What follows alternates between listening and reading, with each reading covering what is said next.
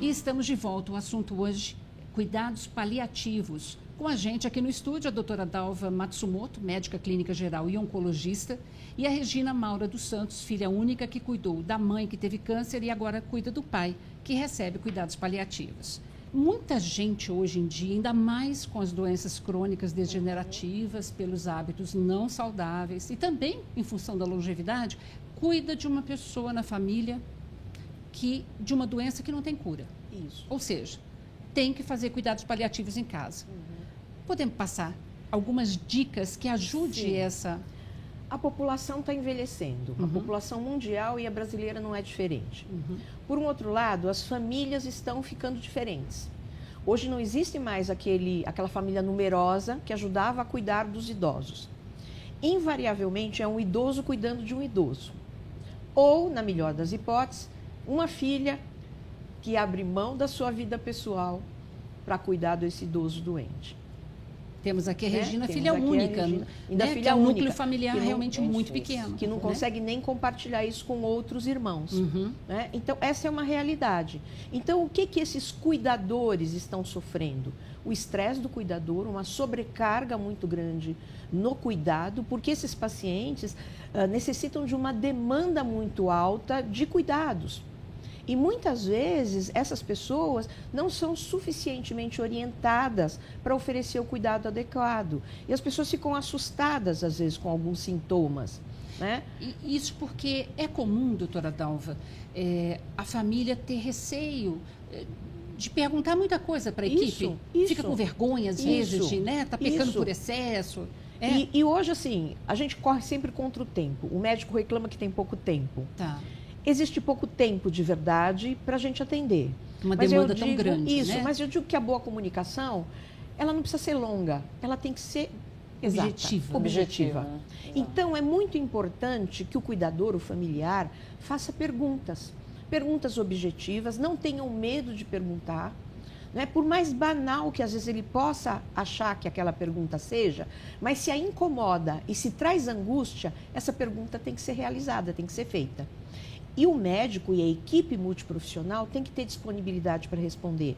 Se o médico não teve tempo, tem a enfermeira, tem a psicóloga, tem assistente social, alguém desta equipe vai ter condições de responder. E as dúvidas mais comuns, em geral, são de que tipo? São vários tipos de dúvida. Do tipo, se meu paciente que está em casa tiver uma tosse, tiver uma febre, aí eu sei que eu devo medicar. Qual é o momento de eu procurar o hospital? Por exemplo, um paciente crônico que está em casa. Esse paciente, ele pode ter várias pequenas complicações, mas nem todas são passíveis de você colocar esse paciente num carro ou numa ambulância, né? A gente sabe todo o problema que envolve esse transporte e levar até um pronto-socorro. Pronto-socorro lotado, cheio de pacientes graves e às vezes chega lá e é uma coisa banal. Então é muito importante o familiar perguntar e tirar dúvidas. Se ele tiver isso, se ele tiver um catarrinho, se ele estiver engasgando, se ele não estiver engolindo bem, se ele estiver dormindo ou dormindo pouco, ou agitando à noite, tudo o que ele passar durante o dia, durante a semana, façam um diário. Anotem quais são as coisas mais repetitivas, tirem as dúvidas. Alguns sintomas podem ser tratados com medicamento, outros podem ser manejados. Uma agitação, uma irritação, se você às vezes muda um posicionamento de um paciente que está acamado, ele melhora. Hoje nós temos cada vez mais pacientes com demências, das mais variadas formas e motivos.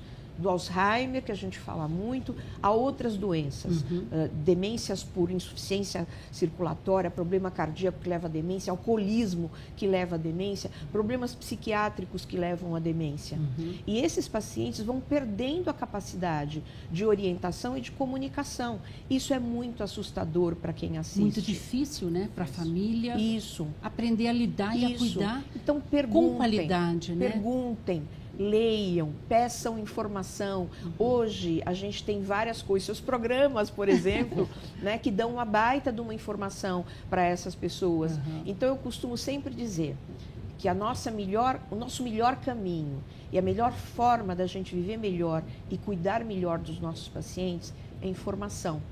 Então, os leigos têm que se apropriar dessa informação. E vocês vão se apropriar, cuidado com a internet. Nem tudo que está lá é legal. Se viu alguma coisa na internet, procura alguém da sua confiança na área de saúde, tire a dúvida, né? Cheque. Sabe? Porque às vezes aquilo só pode te assustar. Mas é importante tirar essa dúvida. De tudo. Eu sou muito procurada por pessoas que falam em tratamentos milagrosos. Eu leio tudo. Justamente para eu me inteirar o que tem fundamento e o que não tem, para eu poder argumentar com essas pessoas e orientar o melhor caminho. Adequadamente, né? Porque muitas vezes, no desespero de não ter mais o que fazer, as pessoas acabam caindo em armadilhas muito cruéis. Né? Então, está predisposta a tentar achar qualquer uma solução, um milagre. Então, o profissional da saúde, e eu sempre senti isso, nós temos uma responsabilidade muito grande, porque nós detemos o conhecimento técnico sobre as doenças. E o nosso papel não é só diagnosticar e dar o melhor caminho, mas é transmitir essa informação de forma que o leigo entenda o meu conhecimento e, a partir desse entendimento, ele consiga ajudar melhor esse paciente, e ajudando melhor o paciente, ele vai ajudar a minha equipe e a mim mesma, como médica. Né? E a família como um todo, exatamente. Porque é um sofrimento compartilhado, eu diria assim. Não é isso, inclusive, Regina? doutora, eu cheguei a fotografar alguns problemas que aconteceram na minha casa e mostrei para eles. Quer dizer, hoje em dia... Problemas do tipo, que é até legal você dar esse exemplo. Então, o meu pai, conforme o tumor que ele tem, eu não tenho conhecimento do técnico. Então, aconteceu um problema, eu peguei, tirei a foto desse problema, que foi um muco, que eu nem sabia que chamava muco, né? E fotografei e mandei para eles. O que eu faço com isso? Exatamente, foi minha pergunta. Né? Porque às vezes os pacientes, quando têm tumores ou algumas doenças, eles eliminam algumas secreções estranhas. E o leigo fica assustado. O que é fica isso? Desesperado e quer já ir para o pronto-socorro correndo. Né? Isso é uma forma de usar bem a telemedicina. Entendo. Que está aí, né, nessa polêmica nessa discussão. Como nós temos um vínculo e eu cuido do pai dela, ela tem a liberdade de fotografar alguma coisa que acontece com ele em casa e mandar para a gente. E a gente dizer, isso é normal, faça tal coisa, ou isso não está legal, traga para cá. Que já aconteceu comigo algumas vezes. Eu fotografei, avisei-os. Então, assim, se eu não tivesse...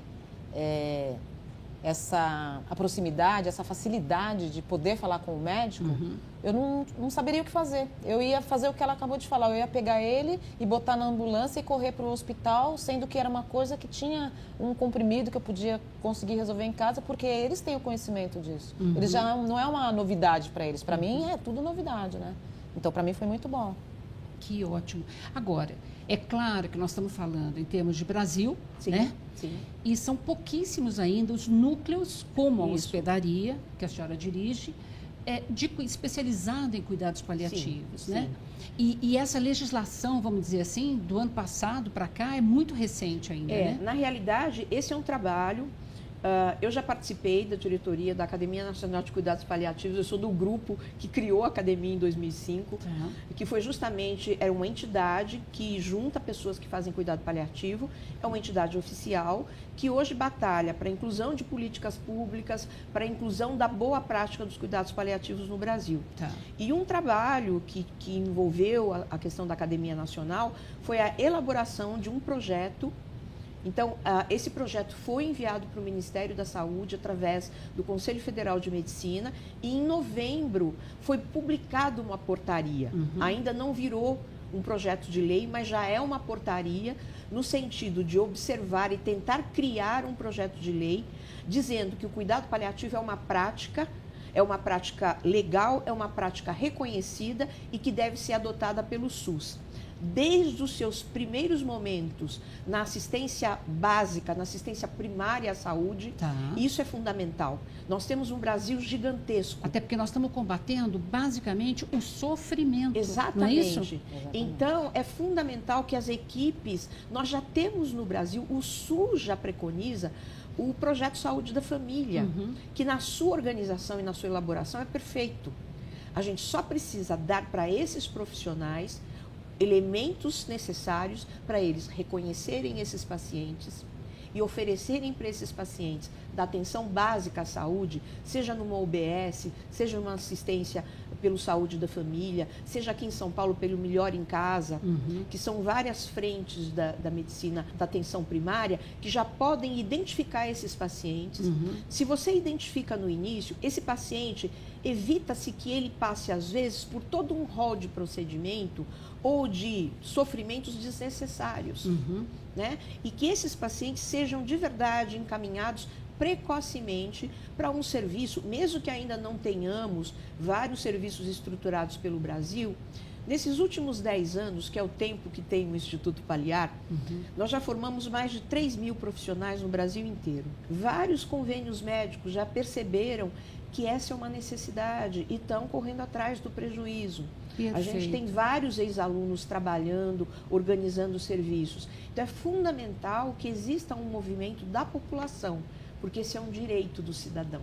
Tem uma curiosidade também de pesquisar, ver o que faz, quais são os profissionais que são envolvidos, com que forma que são envolvidos, porque nós não temos conhecimento algum. Eu mesmo não conhecia nada de cuidado paliativo. Eu gostaria de deixar só uma mensagem para o cidadão. Converse com o seu médico e pergunta: aqui existe cuidado paliativo? Essa é uma forma proativa, como disse a Regina, de procurar os seus direitos e também de alertar os gestores dos lugares que a população está buscando por isso, né? Muito obrigado pela oportunidade. Eu que agradeço Eu também novamente, agradeço, viu? muito obrigada. Obrigada. E agradeço também a você que acompanhou esse nosso bate-papo. E se você quiser rever este ou qualquer outro dos nossos programas, acesse saopaulo.sp.leg.br/TV Câmara SP ou um dos nossos canais nas mídias sociais. TV Câmara São Paulo, assista, fique sabendo.